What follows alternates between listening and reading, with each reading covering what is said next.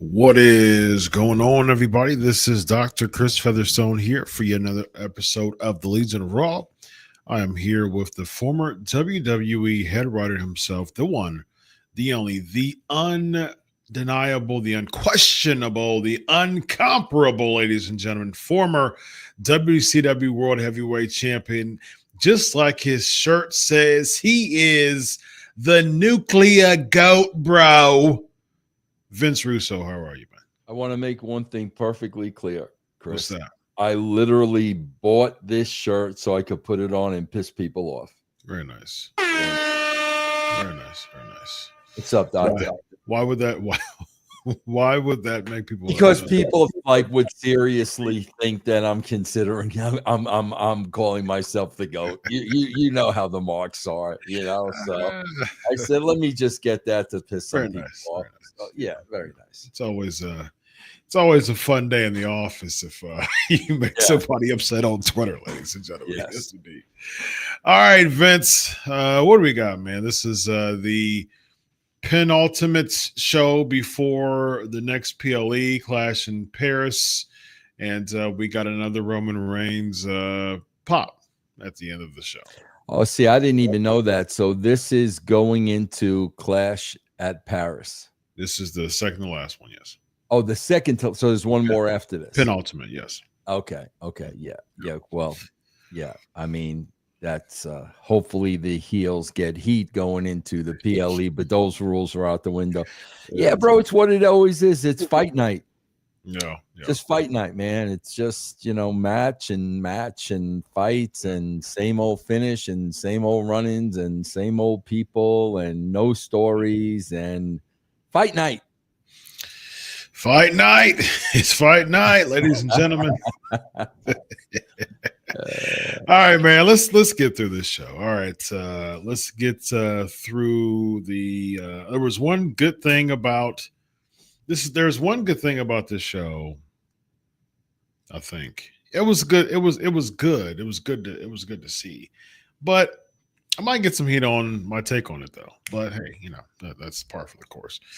So let's start with the Vision. Let's start with the Vision with Paul Heyman. Heyman cuts promo, interrupted from crowd by Jey Uso, and this is what I thought was funny about this segment, Vince.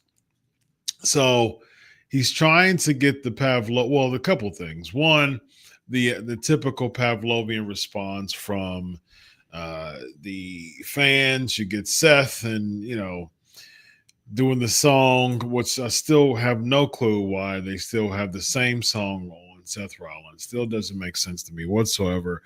They're barking for Bron as always. And then when I saw this segment, and then when they do the boos for Paul Heyman, I looked at this segment and I said, what exactly are they trying to convey? Are they babyface? Like they're trying to be heels, but they're doing babyface pops, but they're not really doing much stuff to heal it up, except for maybe the last part of the show. I don't understand the point of these characters anymore, Vince. Help me understand this, Vince. Oh God, I wish I could, Doctor. This is hold on, because I was looking something up when we were talking because I wanted to have it. First of all, bro, this is an 18-minute promo. 18 minutes. Second of all, we're in Philly, so we've got to go through the whole. Can I explain something to people watching this show? Absolutely. Bro, do you know ECW started 33 years ago? 33 years ago. So how many people in that arena even know what Paulie's talking about? 33 years ago, bro. Even if they're 40, they would have had to be 7. And I guarantee you 7-year-olds were not watching ECW. So who is Paul Heyman addressing? Who is he addressing with the bingo hall and Tommy Dreamer and the I swear to God, bro, there are so many people in the WWE that are just so in love with themselves. And Paul Heyman is at the top of the list. Bro, nobody gives a crap about something that happened 33 freaking years ago. Do the math, Chris. If they're 43, they were 10 back then. They weren't watching no 10-year-olds were watching ECW. Tony Khan was. Yeah, Tony Khan was maybe. So the fact of the matter is we're going down memory lane for the how manyth time in 33 years, an 18-minute promo to set up the main event. Yeah. Yeah, here's my thing. I wasn't too I didn't care too much about the homage, because I'm sure a lot of those people there are probably historians of some sort. They're probably watching some old school ECW stuff from the vault. I think Heyman's ECW, I think the ECW became Extreme Championship Wrestling after the Shane Douglas throwing the NWA title in the trash. I think that was 94, if I'm not mistaken. But Todd Gordon's ECW started before Heyman took over. But even with that, though, even with that history, my take on it and what I got from this, Vince, was Heyman's the heel here. Why is he eliciting pops from the Philly crowd if he's trying to get heat? You just got heat 3 minutes ago. Now you're getting pop again. I don't understand it. I don't understand because putting himself over supersedes everything else. That's why, bro. Putting himself over supersedes everything else. Apparently, because the same concept, the same philosophy can go to a lot of the heels that we have now. That's the reason why Seth Rollins still has this music, because putting himself over supersedes his character development. Bro, I swear to God, I remember when I was with WCW and we were in the Nassau Coliseum. Yeah. And I remember this vividly. I go to the ring with Steiner and Jarrett. Mm-hmm. Okay. And I make the comment, "It's great to be home." In the ring, right after I said that, Jarrett and Steiner cut a promo on me. In the ring, because we were supposed to be heels. And all I said was, "It's great to be home." That's all I said. And they went ballistic on me. This guy's cutting the whole promo, throwing out names that they're going to pop for. Like, gee, my God, Paul, like, don't you get enough love at home? You got to get love from these freaking marks when you're supposed to be a heel, like Chris said. But Chris, heels, it don't matter anymore. It doesn't. Chris, I watched the first 2 episodes of Unreal because I'm going to start. I want to review the show, for Russo. Chris, throw everything out the window. Everything that you and I were taught, everything that we believed in, everything that we grew up in, everything that was right, throw it all out the window. It means zero in 2025, bro. All for contracts and money in the bank, man. That's why the product has become so bastardized, man. Because the almighty dollar has spoken in many ways when it comes. I'm glad that you brought that up too about bastardized, because now I'm watching this show too, and now we're weaving AAA into this show. Yep. Like, bro, there's just so freaking much. I told you a couple of weeks ago, I can't keep up with this. They got this Joe Iguana. Like, can this guy not get an introduction? Can we not get a story so we understand the iguana and what the gimmick means? So can we get something like that? But no, what do? They throw Joe Iguana out there. First time I'm ever seeing the guy. I don't know why he's got the puppet. I don't understand any of this. And Chris, on top of that, loses his debut match on Raw. True. So that's why I said, just Chris, throw it all out the window. It doesn't matter. None of it. Well, Vince, they assume that everybody knows everything about the business now, man. They're not. That's the reason why they're not booking for casuals, because who cares about a casual fan in today's hardcore WWE, environment in this world, man? No one cares about that. Everybody, they assume that they watch YouTube, and we got 33.5 million views of Mr. Iguana. So now everybody knows who Mr. Iguana is. That's the philosophy that the WWE has, and that's the reason why they don't care about developing stories, man. Yep. I made one tweet, and I'll get to it of the show, because I was like, I was doing college professor work during the show, and I saw, and we'll get to the end. I made one tweet, and I was like, man, WWE just won't even go the extra mile anymore. Like, just give us something. I mean, if you're make it a full circle moment, then we'll get to it.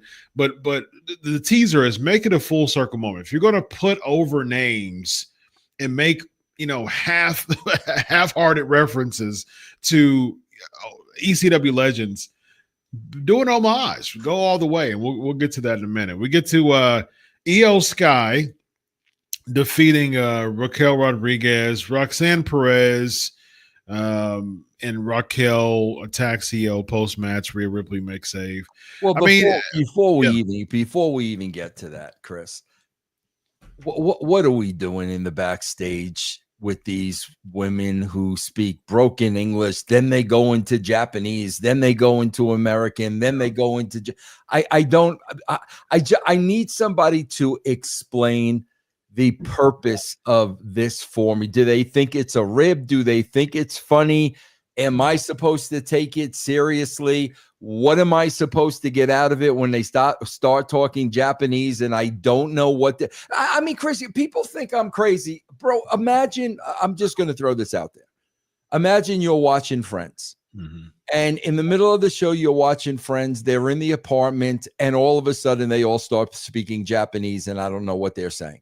Mm-hmm. I don't know what I'm supposed to be taking away when they go into their native languages and we don't know what they're saying. What am I supposed to be getting out of that as an audience member? I'll even give you one more. Just imagine any type of combat sport. I mean, like, just imagine watching a boxing match and you have a challenger to a championship speaking their native language, that people don't understand. And what if someone was speaking Dutch or Italian or Japanese or Mandarin? Like, we're sitting there listening, trying to figure out what you're about to say, and you're hyping the show up. How are you hyping the show up if you're speaking a language that the audience don't understand? How can we join the hype if you're speaking in the tongue that we don't understand? We're trying to figure out psychologically more of what you're talking about than what you're saying. But again, Vince, going back to the Pavlovian dog mentality, the only thing you have to do is just speak your native language, act crazy, and that's going to get the pop. That's what's going to get the pop, man. It doesn't matter. Character development does not matter in the world of professional wrestling at all anymore. Just get a pop. The segment's good enough. That's a W for the segment as long as it gets a pop. That's all it is, man. We get LA Knight backstage interview. CM Punk interrupts and talks tonight. I've got nothing on that. You got something? Well, yeah. Again, just to go back to the IYO SKY because it's going to tie in. So we got IYO SKY. There's a couple of things. Yeah, I'm going to actually put some time into this because there's things that I'm like, people, I'm a hater because I'm telling you this show is freaking crap. So we have IYO SKY and Rodriguez, and IYO goes over. Then Perez gets in the ring, and we get heel heat, and Ripley hits the ring. Yeah. This ties in later on, and then I'll get back to LA Knight and Punk, but this ties in later on when they have an encounter again in the back. They're speaking the foreign language in the back, and Asuka makes the comment that IYO SKY told us not to get involved. Mm-hmm. The match was over. Okay. And Roxanne Perez attacked her. The match was over. So you guys can go out there now. Hello. You guys can go out there now. The match is over. Okay. Get back from catering. I know the food's good, but come on in. Then we get the rebel without a cause. We get James Dean himself, CM Punk, bro, Mr. Straight Edge, Mr. Bad, you know what. Now him and LA Knight have to work together. Oh, okay. This is the bad guy. This is the lone wolf. This is the Mr. Pipe Bomb. Oh, now we better work together or else. Yeah. You know what I'm saying? I swear, bro, I think this is the situation. You and I sit here and you just said it, bro. Character development means absolutely nothing in professional wrestling anymore. It means nothing. It has gotten so confusing, Chris. I don't even think they know who their characters is. Like, in other words, when Punk is given this direction, I don't even think Punk asks the question anymore. Would my character say that? Would my character do that? Or wouldn't he? I don't think they even ask themselves that question anymore. I agree, man. I mean, especially if their checks are getting cashed, man. It's just like, what does CM Punk need to do? I know, I understand he's a veteran. He's been around the business for nearly 30 years now. And so there's that veteran pride factor of saying, hey, come on, man. Like, what are we doing here? But here's the thing. In this Triple H regime, though, is there a call to action to push your character? Now, when it comes to Vince, McMahon, there's always that call to action, that pressure, that kind of manly, type of challenge in a way of saying, hey, man, you need to step your game up. What are you doing? You look lousy out there. But does that even exist in the Triple H regime? Is that type of, just extra oomph and extra challenge to a person? Does it even exist? I don't know. I don't follow the Unreal series. I watched a little bit, probably half or 3/4 of the first one. I haven't followed it. From you watching more of Unreal, do you even see that pressure or that extra important athletic type of challenge for these characters at all? I'm gonna give one of the perfect examples that stuck out to me like a sore thumb on Unreal. Triple H, before Jey Uso wins the Royal Rumble, he has that conversation with Jey Uso where he tells him, I'm gonna strap a rocket on your ass. That's the old wrestling terminology. I'm gonna strap a rocket to you. Mm-hmm. Can I ask you a question? Think about that. What rocket has been strapped to Jey Uso? He's got an entrance and wrestling matches. Yes. That's what he's got. Everybody has an entrance and where's the rocket? Yeah.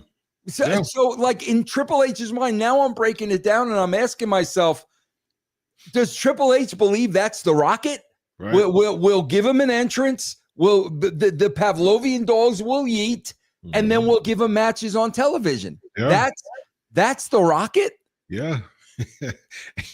And to your point, Vince, the rocket, it ran out of gas real quick, man, because this is the rocket that was strapped on Jey Uso. He won the Royal Rumble.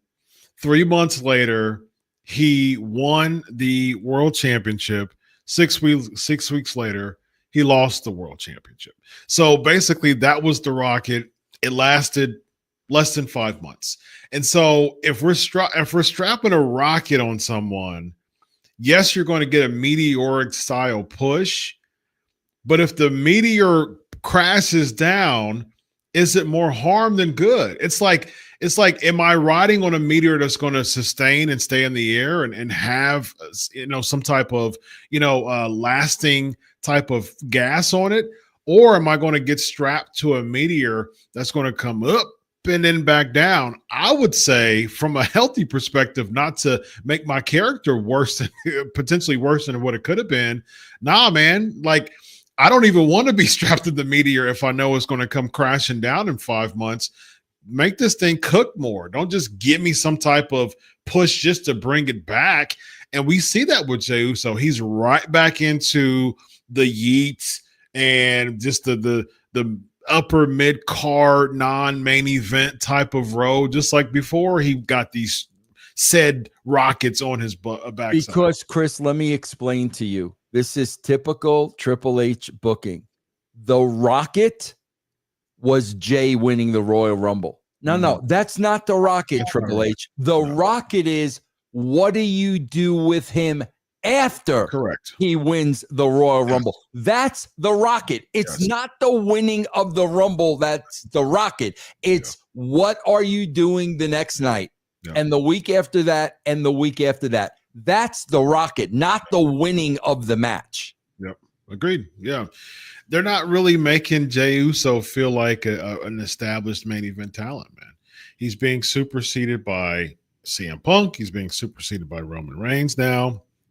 And even to a degree, he's being superseded by LA Knight, And so how is he the person who gets the rocket strapped on if there's people above him in this big meteor sky?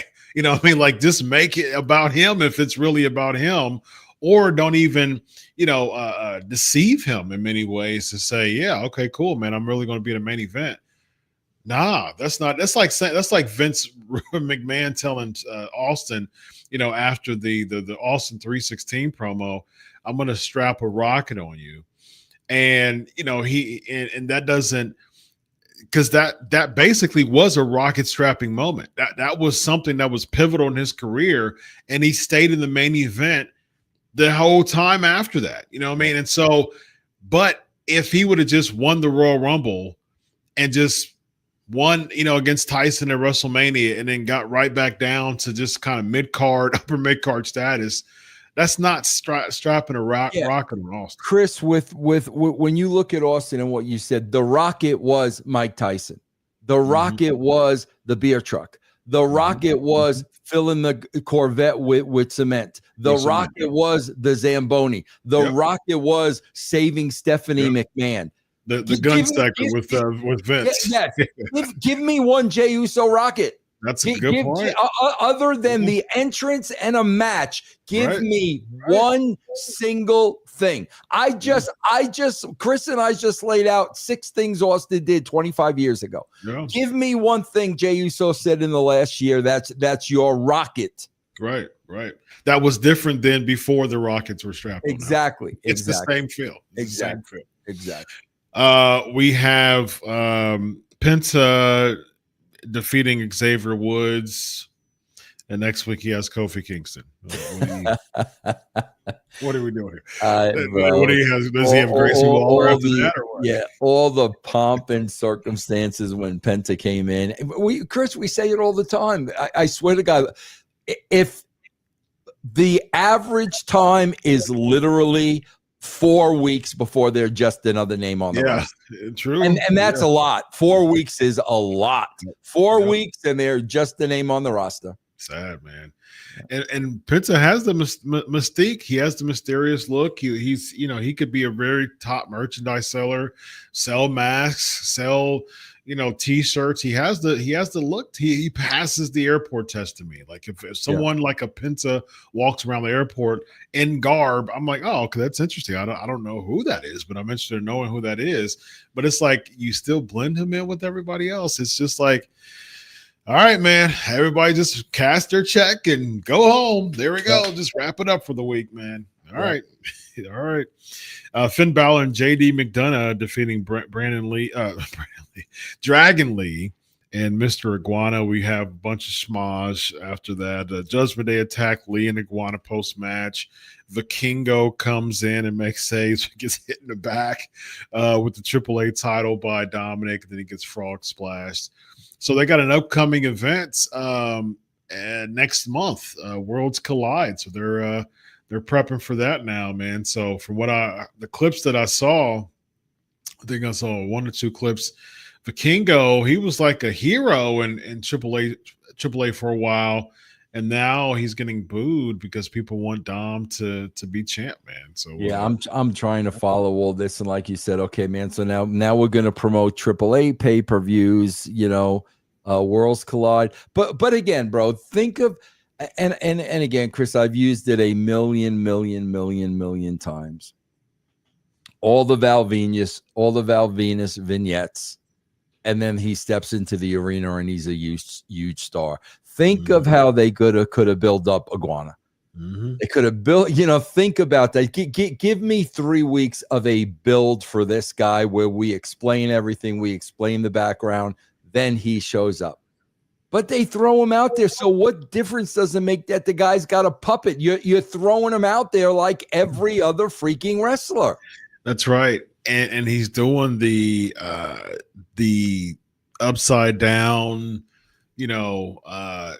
freeze, desperation, peril type of gimmick going on. To those who don't know what that means, it looks weird. I don't know what it means at all. But it's like when if you have like a roach or a bug, that's flipped upside down their back, they're just kind of defenseless type of deal. But like if you put a story behind it, it would be funny. Yes. But for those who don't know who he is, it just looks weird. Right. And why don't they do it, Chris? I'll tell you why. Because it takes time. Yes. Exactly. It takes time. Yep. Yeah, very much so. We have the Becky Lynch backstage interview, and then we have Lynch and Natalya. Lynch attacks Maxine Dupree post-match that sets up for Nikki Bella making the save afterwards. Looks like they're going back to that when it comes to Intercontinental Championship. What's up with I think we already know this because we talk about this all the time. The low-key legend Natalya gimmick, when she does outside of the WWE, why haven't they brought that in on Raw? And there are a lot of people asking that. I mean, a lot of people asking that. Too much work. Yeah. Too much clearly. Especially, how does that help her stock if she's like killing it out here and looking like a bad A, as far as her gimmick is concerned outside of WWE, but in the WWE, she's in a very lifeless faction right now. And she's just kind of an auxiliary of a lifeless faction. And she's coming in losing matches against Becky Lynch and having a bum arm at the end of it, man. Because it's clear, Chris, the angle is Becky Lynch and Nikki Bella. Okay, so Natalya is just there to do a job. Yeah. It would be way their brains would smoke if they were going to try to figure out, well, how do we get Natalya over in this also? Oh, no, we keep it's the angles between Becky and Nikki Bella. Natalya is just there to lose. Well, you could have anybody just there to lose. Like, so what's the point? It's like always akin Natalya to the good little hand employee at the company in the back of the office in her own cubicle. It may be a little bigger than everybody else's, because she's been there for so long and she's just got her back to everything that's going on. She's just doing her work and making sure all the work is good. And eventually someone would come, to Natalya every 5 to 7 years and be like, hey, guess what, Natty, you're employee of the month. And she's like, oh, really? She just gets away. She's so happy and surprised. But it also makes me think in that same scenario, though, Natty's like the person who sets up all the presentation, the PowerPoint, does all the work for this new role. And then you put her back to that cubicle at the back of the room, and then you hire somebody else to do it and just take all the credit for it. Yeah. That's what Natty feels to me in the WWE right now. She's in the Dolph Ziggler role. I mean, that's the absolute role that she's in, and that's the absolute role that she's going to be in. Sadly. We have Sheamus being interviewed by Jackie Redmond. Rusev yells at Sheamus backstage. They get stopped by Pierce and Co. And Pierce is about to pop a vein in his forehead. Announces Sheamus and Rusev one last time. That's Clash in Paris, ladies and gentlemen. Are you excited, Vince Russo? I can't wait. I can't wait. Yeah, I can't wait. Absolutely. We have we have the Naomi announcement that she's pregnant. Bro, this is real confusing to me too. Like this is just real confusing, and I'll tell you why it's confusing to me. So Naomi again, I guess is supposed to be a heel. Yes. Oh yeah. Okay. Definitely. So she's going out there, and before the promo starts, she's crying. Mm-hmm. So I'm asking myself the question now: why Why are you crying? You're pregnant. I remember when my wife was pregnant 3 times, if I would have started crying because my wife was pregnant, I would have gotten heat with my wife. That would have meant I was sad. Your wife never cried when she was pregnant and happiness and joy? I'm saying me. No, but Naomi's the one who's pregnant, though. Well, no, but it's like Jimmy. It's like Jimmy crying. No. Well, here's what I'm getting at, bro. This is what, again, nothing matters anymore.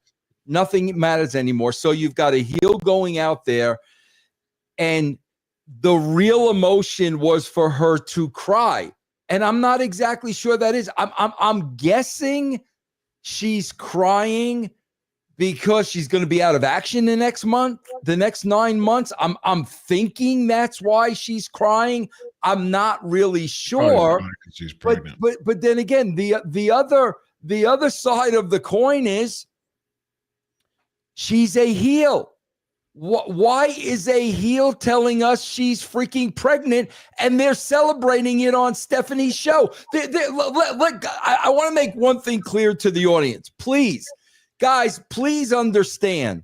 I do understand. None of this matters. None of this matters. But what I'm going to tell you is this. If you happen to be, Chris, turning this show on for the first time, you are confused as hell. And if you come back a second time looking for answers, you're never going to get those answers. So I mean that's basically what I'm looking at. It's all so confusing. Why didn't we do something where she really hurt somebody badly and they suspend her? You know, I mean, give me something like that. And then, maybe like, bro, she can, probably do, bro. I remember Paige telling the story of throughout her mother's entire pregnancy, her mother was working in the ring. Paige's mother was wrestling while she was pregnant. But why not have her do something? Pierce suspends her for 3 months. Yeah. Then 3 months it's lifted. She does something again. Now Pierce suspends her another 6 months. I mean, I don't understand. Why are you telling us she's pregnant and she's on there with Stephanie and we're celebrating and she's crying and then she cuts a heel promo on Pierce? Like, I don't understand this, bro. I don't understand any of this. See, break this down for me from a psychological point of view. I get the fact that she's just having just a natural reaction, as far as emotionally from being surreal. It's a surreal experience, for a woman to be pregnant, especially with her first child. And then she's getting that reaction from the fans. Even if she's trying to stay in character, that's something that would cause her to step out of character, even for a moment. But can I say this first, though, Chris, and then I'll let you go. I don't want to interrupt you. I disagree with that, because if you are a professional, you should be able to stay in character. Hormonally, no, though. Like not from a hormonal standpoint. Okay, that's fair. That's fair. That's fair. Yeah, okay, yeah. That's fair. Okay, it's really difficult now. Kudos to Naomi for trying to. There's a part where I said I might get heat at, and this is the part, because I will say this before I get potential heat. I think, from a hormonal standpoint, yes, she's going to cry. Yes, she's pregnant. She's even more hormonal when she's pregnant. So I get that. Those cries are natural reactions to having more hormones. Okay, I understand that. But here's the problem that I see in this, though. And it has nothing to do with, I'm speaking about this from a pro wrestling perspective, not a reality perspective that she's pregnant. I have 3 kids. My wife has been pregnant 3 times. So I get it. I'm loving it. This is fantastic. This is their first child. And I really do appreciate the fact that we are and I will say that positively about the industry. We are in a state right now. We are in a place right now that wrestlers don't need to spend so much time not starting families because of fear of losing their spot. Yeah, so I'm really all with that. Well, I'm all with that. I'm all good with that, Chris. I'm a big fan of all that. However, though, you're clocking in for work, man. You're clocking in for work. So if you're clocking in for work, you got to do what's expected from you and your role in the work. And your role in this job today wasn't to be a babyface, period. And whatever you feel about that, that's on you. But my take on this is you didn't clock in to be a babyface today. You clocked in to be a heel.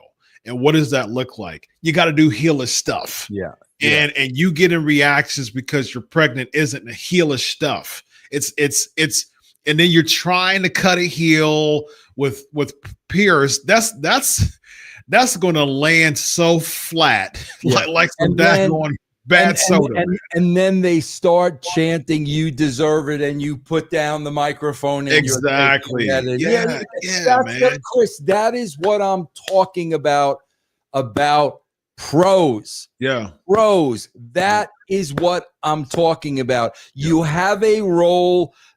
A certain something is expected of you. Yeah. But Chris, I'm going to go back to what I've been saying throughout this entire show. All of that stuff is out the window.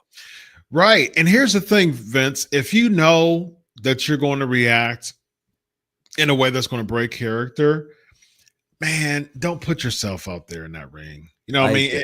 Like, make this a storyline. You still got to clock in for work, man. Like that's my take on it, and I stand by it. Your name isn't even Naomi. Your real name is Trinity Fatu. All right. Yeah. So we are clocking in as Naomi. Be Naomi on the show. That's what you're supposed to be. You didn't walk in that ring as Trinity Fatu. You walked in the ring as Naomi, so be Naomi. But otherwise, don't walk in the ring. Here's the problem with that. On the same show, we got the clip from Stephanie's place where she's calling her Trinity. Yes. That's what I'm talking about. I'm just saying, guys, listen, your Pavlovian dogs are going to be there every week. There's no question about it. They're going to be there every week. If I'm watching this for the first time, you've lost me, man. You've absolutely lost. I swear to God, I tell you this, Chris, all the time. Bonnie Hammer, one of the smartest people I ever met in my life. Bonnie Hammer told me, Vince, you've got to remind the audience of the story. You got to tell them over and over and over and over. You got to you have to write this show like people are watching it for the first time. That's how you have to watch the show. So I'm watching for the first time. She's Trinity. She's Naomi. She's crying because she's pregnant. Then she's cutting a heel promo on the commissioner. You guys lost me, man. Yeah. I just don't. I wasn't a fan of go out there and make the announcement. The sheets are the sheets. We knew you were pregnant anyways. You know what I mean? And so then you do all the breadcrumbs and all the checkpoints and all those things to lead up to an inevitable announcement, which we already knew. But what would make it very interesting, though, is if you still used your character as a part of that, though. Why you got a match against Stephanie McMahon at Clash of in Paris? Why not just absolutely demolish Stephanie McMahon, and then you're like, okay, no, you get stripped of the title because you demolished her backstage. And here's the thing. You don't even have to take the bump. You don't even have to make and I get it. They're probably like, I don't want to, especially with her first child, I don't want to, raise any type of thing to cause any stress to increase, miscarriage. I get all that from a neurological, psychological. But Chris, they don't have to do that. They could have her down, bloodied, and her cutting the promo. Yes, they don't have to show any of that. That's exactly where I'm going with this, because what they could have done was they could have had a close shot to Vaquer, bloodied, pummeled, because basically what you're saying is she's trying to keep Stephanie McMahon from wrestling at Clash in Paris. So you could have done one of two things. You could have brought the shot up to Naomi, who's doing her heelless laugh that she's, getting over the past few months. Then you have Pierce comes out, and then you suspend Naomi. That takes the match off of Paris, and then that takes off Vicaire for a while. Then you have Naomi come back, in a few months, cut a promo, and then you have Vicaire trying to get at her, and then all of a sudden you could easily have her grab a chair, boom, take a chair shot of Vicaire. You're literally going up and hitting Vicaire with a chair, taking her out. That's still not something that's going to confiscate or endanger your child. Mm-hmm. And here's the thing. If she's pregnant in 3 months, if she's showing, that's fine. You don't have to bring her in there. But at the end of the day, you can still do the same thing with the shot of Vicaire bleeding, and then all of a sudden you doing a close shot to Naomi. So there's ways that you can make this a thing without even showing that Naomi's pregnant. And then outside of clocking in from work, we know that Naomi's pregnant and she's having a baby. Okay, cool. But then it's even going to make her heel run when she comes back even more beautiful, because she's getting the ovation. She's getting the marks being marks and congratulating her for having the baby. She comes in, she just completely puts the kibosh on that, gets a ton of heat, man. And so that's the way to make Naomi still a heel character, instead of her clocking in as Naomi to do Trinity announcements. I don't understand. But none of what we're talking about matters anymore, Chris. Correct. I'm watching the Unreal series, and one of the highlights was they're showing all the highlights from that Cody Rhodes Kevin Owens match, when they had that match on, I think it was Saturday night's main event. Then as soon as the match is over, we're going to the back and we're watching them talk about the match. And I'm like, why do we need that? Why do you need to do that? Why? What is the point of doing that? You're deciding what goes on this show and what doesn't. Why are you giving us that? So these two just killed each other out there and they're really friends? Yeah. Why are you telling me that? Because the hardcore audience don't care about characters, Vince. That's the thing. They don't care about characters. They care about pops. Yeah. And essentially, because I said this before, a casual fan wants to not see that, because if you're bringing in a casual fan, the part of the casual fan is the very fact that Superman and the Joker still, or Batman, the Joker still at odds. Superman and Green Goblin are still at odds. It's not like, basically Unreal is saying you have the climax of the comic, between Batman and the Joker. Batman and the Joker have a duel, and then at the very, very end of the comic book, you have more strips, you have more scenes of Batman and the Joker talking to each other, say, "Hey, dude, what'd you think of that fight, man? Did you think we did a good job?" Like, you don't see that in comic books. Yeah. You don't have a very part of a comic book of the Batman and Joker talking to each other, asking each other how was the fight.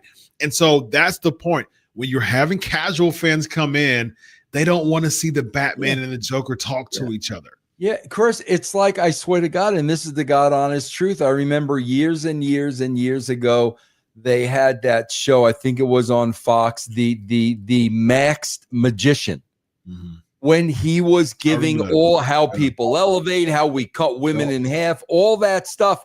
Once I saw that, I don't have any need to see a magician again, because now when you elevate somebody, I know how you elevate them. When you saw the woman in half, I know how you saw the woman in half. So why am I going to sit there and watch it when I know exactly how you're doing the trick?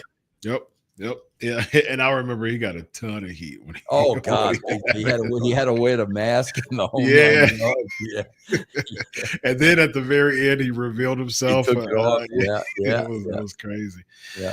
Let's talk about what's after that. Judgment Day walks up to Dominic talking to Grande Americano, and then we get the main. We get a smudge. I mean, we get the Vision, then we get Knight and Punk, and then Reigns comes out, spears Braun, and Superman punches Bronson. So, Chris, do you know on the SmackDown show, right? They had advertised like Cena, Rollins, I think Orton, and Cody, right? So none of them were on the show. So I just assume they're going to be on the dog match. And you and I talk about that all the time. They got these people in the building, they're putting them in the dog match. Yeah. Chris, they weren't even in the dark match. Really? So they advertised like 4 of their biggest stars. LA Knight was another one of them. None of them were on the show. Wow. But the fans are going to still buy those tickets. Exactly. Yes, exactly right. You are exactly right. Exactly right, Chris. All right, let's get through these super chats. We got David Duffett, $2. Hillbilly Grayson now residing in Muttlick, Kentucky. Yes, don't go mess with the country boy, man. Yes, absolutely. Yes. I would actually pop harder if he had like a Hillbilly Jim style gimmick, man. That would be if he just changed his whole thing. If they start doing backstage promos with him like trying to become more Americanized and going to Muttlick, Kentucky, and is having some type of like if you're wearing the overalls, give me a reason of why you're wearing the overalls, man. Make it a gimmick. Make something out of it, man. Yeah. We got Penguins $4.99 after almost 20 minutes to announce a match that was already advertised on Twitter, just killing time, like Russo says. That's a great point, man. That's it. Michael Passolano $1.99. Rollins was sporting a Snuka hand-me-down outfit. There you go. Very nice. David $2. Can we get one clean finish Raw main event in 2025? It's usually involving a Vision smudge in some way every single week nowadays. Penguins $4.99. John Cena said in the promo a couple weeks back that the fans were now the show. Boy, was he correct. Yep. We got Otis Linkman $4.99. 2 questions. Who would have you picked to beat Gunther at WrestleMania 40? And what do you predict Raw ratings to be when Monday Night Football returns? Well, it was the Bengals and the Commanders tonight, wasn't it? Yeah. Yeah. But they're not measuring, just so you know, Otis, they're not measuring ratings like that anymore. They're measuring the ratings now over a week. So they're not looking at the ratings just on Monday night. They're looking at the ratings over 7 days. So we'll never know how it did head-to-head against Monday Night Raw. True. Let's see. Penguins $4.99. Did you, Vince and Dr. Chris, see the Vince on TMZ interview? He kind of buried trips. We need a Vince McMahon tell-all of the current product now. Did you see it, Vince? Oh, yeah, I did. He definitely did bury Triple H's booking of Hulk Hogan on the first Netflix show. Man, I got to tell you, it's think about that. You make a good point, Mr. Penguins. Bro, if Vince was cleared and got off the hook of all this, you don't think you wouldn't hear from Vince McMahon, man? He's gonna make a call to Ari Emanuel, and he's like, "Hey, man, at least put me on the TKO. I want my job back as on TKO, so I can be the boss of the WWE people. So it's like I'm gonna be the boss of WWE from working at TKO, so I'm gonna run WWE that way, man." And hey, he would definitely make some moves for sure. We got Demons Row, $10. Come on, guys. Paul is the GOAT of attaching himself to whoever WWE is giving the big push to. Yes, he is. We got David Duffett, $2. Vince, $100 Demonito doll or $100 Demonito tattoo. Did you see that? There's a demon doll online now that they're selling for $100. Oh, really? No, I didn't know about that. Yeah, I saw that. Which one? Would you rather? Yeah, I definitely wouldn't get a demon tattoo, so I would have to take the doll. Yeah. Fan Sports, $2. Iguana Puppet versus Mr. Sacco WrestleMania 42 main event. That's that's a really good fan sport. I love that you bring that up, because if you're going to use Mr. Iguana, you need a guy like Mick Foley to get him over. Yeah. Okay, you can't have all these guys doing all this serious wrestling and all these serious moves and all no sells, and they're going to get over a guy with a lizard puppet. That's where you need the Mick Foleys of the world. And as bizarre as this match could sound or does sound, guess what the fans are going to say if this match became a thing at WrestleMania 42? What? Yeah. Oh, yeah. That's what they're going to say. You already know they're going to see a Socko and a puppet in the ring, and even before, and they're just going to be in the ring, the two puppets, and they're going to say this is awesome, just because. You have David Duff at $2. Joey Friends did do Japanese lipstick ad on show. There you go. Okay. Robert Rose, $5. What's the chances of Ron Killings turning heel on Cena in Paris to give Logan Paul the win so they can make sense of turning him into Ron Killings? Is he even Ron Killings anymore? No. What's he doing on SmackDown? He's right back to his old persona. Is he rapping and stuff? And he's not rapping, but he's talking with the same voice, and really same thing. Yep. Man, what a flop. What a major flop. Man, wow. Oh, man. Wow. Vince, on that note, this is week 2 of not hearing any We Won cross chants. Were there any on Raw? I didn't hear any, no. Wow. There weren't any last week. Bro, they can't. That's what I was telling you, Chris.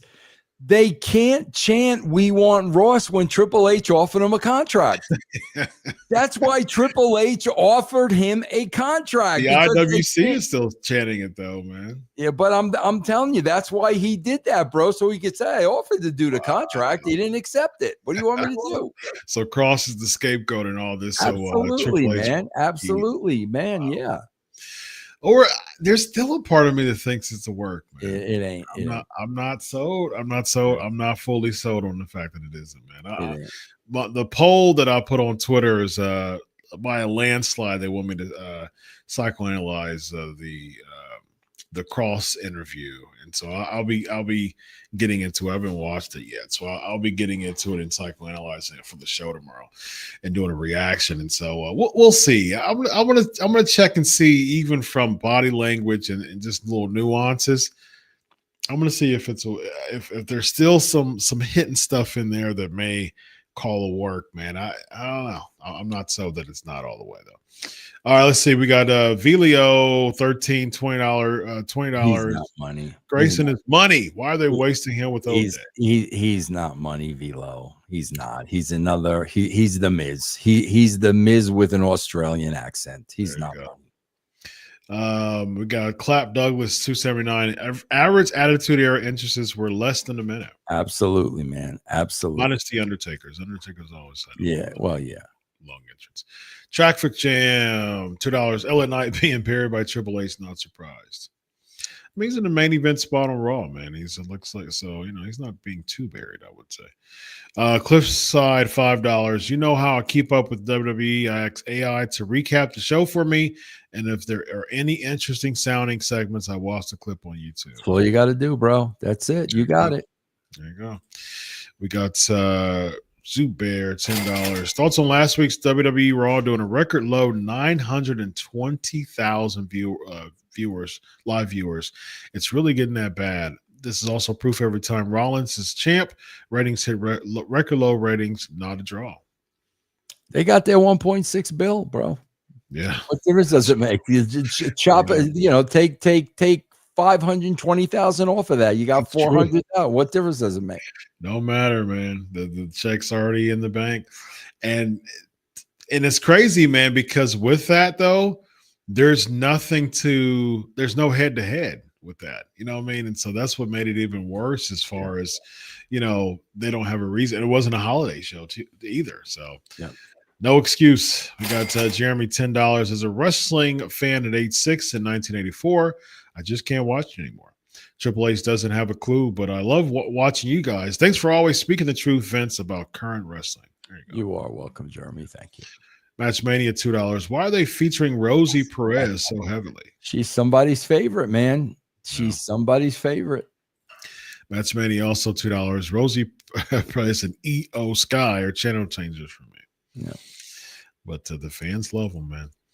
David Duff at $2. What an OMG if Snitsky came out to answer Naomi. Oh, you didn't follow it during that time. That, no. Yeah, Lita was pregnant with Kane's baby. And Snitsky hit Kane into Lita. And that caused Lita to have a miscarriage. And that was the origin of Snitsky saying it wasn't my fault. So that's the reason why he became popular, by having that phrase. That's where it came from. Jeremy, 23, $2. Vince, you did an amazing tribute to Hulk Hogan. Oh, thanks, bro. Thank you, Jeremy. We have NK Archaic, $2. Guys, I'm pregnant. Laughs maniacally. There you go. Matchmania, $2. The ring announcement with the demon hair is horrendous. Man, back in the day, Matchmania, Vince, nobody would ever take away from the talent. Why do you think you had a Howard Finkel as an announcer? Nobody would upstage the talent, man. Yeah, he also punted a baby too. Snitsky did, man. Yeah, he was interesting. We have Zubair TV, $10. Thoughts on Smarks and some wrestlers wanting unionization in WWE? Well, if that's the case, WWE wouldn't be there where it is today. Also, with Russo work with the Attitude Era, if WWE had union, Hogan was right. What's your take on that, man? Hogan or Ventura? I don't understand what they're saying exactly. Well, with the unionization, just having, just more of a distribution of pay. Why wouldn't it be where it is today? All it would have been was more just rules and regulations. I don't know I don't know how that would have affected the development of professional wrestling. I think I can see where you're at, but typically with unions, people in unions, it's pretty difficult for them to get out of the union. They have much more job security than normal. So it's probably, wrestlers having more opportunities to stay in jobs. I guess that's the argument. But I mean, to your point, Hogan's denying it for the sake of him keeping his piece of the pie. And there will always be somebody in that role. If it's not Hogan, it would be somebody else. It would never be 100%. Yeah. Traffic Jam, $2. Sorry, I have no emotion with the women's segments. Yeah. Why should you? Yeah. Jeremy, $5. Vince, loved your video with King Kong Bundy. So good. And what's wrong with wrestling today? Why do you think Bundy has never been inducted into the Hall of Fame? God, Bundy had heat with the office over doing a computer ad decades and decades and decades ago. It's a joke that Bundy's not in the Hall of Fame. Matchmania, $5. Vaquera is a slightly above average looking female. Go to any mall in America and you see many women who clear her. Have these marks never seen a female? Yeah. What's your take on that, Vince? Whatever floats your boat, bro. You know what I mean? Yeah. Rabbit Master, $5. WWE fans were comparing Unreal to shoot interviews. These marks don't even know what a shoot interview is. Shake my head. I give up. What's the point anymore? Yep. We got Instagram, $5. If a female champion got pregnant and had to step away, would you give her the belt again when she came back, or no, because of trust issues now? Vince wouldn't have. I could tell you that right now. Vince wouldn't have, but the new regime definitely would. Yeah. We got Cupcake, $5. I agree with Vince. Save the hormones for the announcement with family. Stephanie promoting her podcasts. Yeah. We got Society Reviews, $2. Is Lyra Valkyria done already? Back to NXT? Did we even see her? Was she? We didn't see her. Isn't Sami Zayn on? Is Sami Zayn on Raw or SmackDown? He got traded to SmackDown. Oh God. Yeah. They're still doing that. How Yeah. funny is that? They're Yeah. still doing the Raw SmackDown thing. He just appears on SmackDown. All of a sudden, okay, you can stay there. That's amazing. That is amazing. We get Roman's Williams wrestling $2. Aerosmith for Van Halen, Vince. I probably like Van Halen with David Lee Roth a little better. There you go. We got Dez $4.99. Love Roman Reigns, but this Roman Jey versus Bronson Braun hasn't progressed since SummerSlam. Same ending every week. Imagine Russo with this roster. Yeah, I mean, again, guys, it's like everything has to be in the context of the match. Yeah. So how much can you do? Like, there's only so much you can do, man. Yep.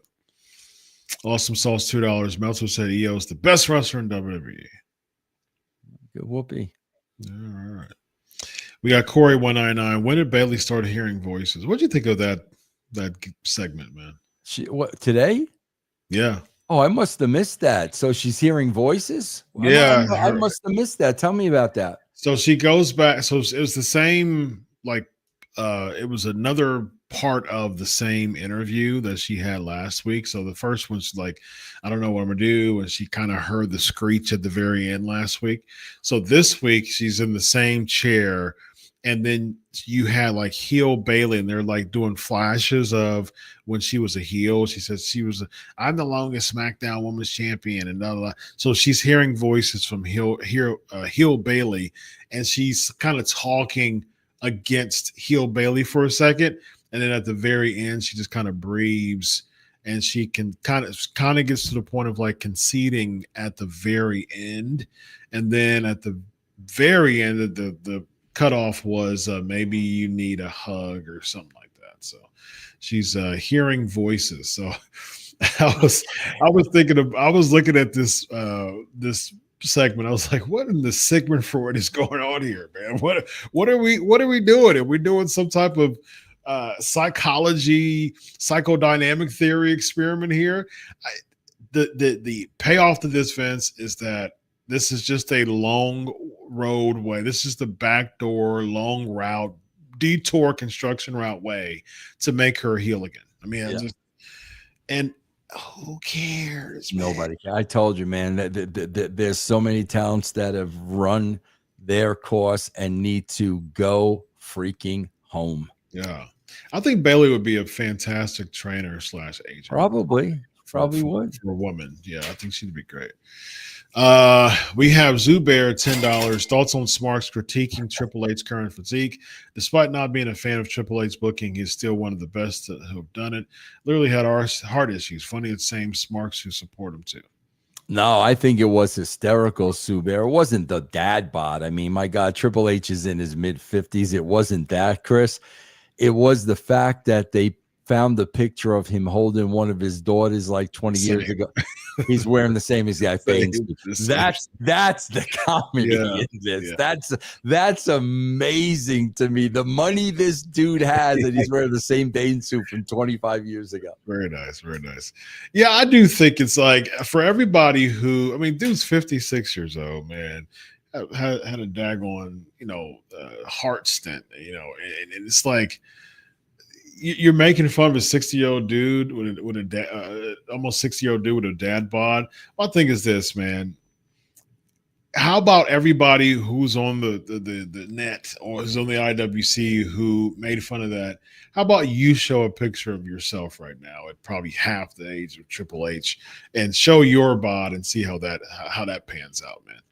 A lot of these people have like random avatars as their Twitter picture, hiding in anonymity because they want somebody else to get the heat for how they feel about their own bods, man. It's, come on now.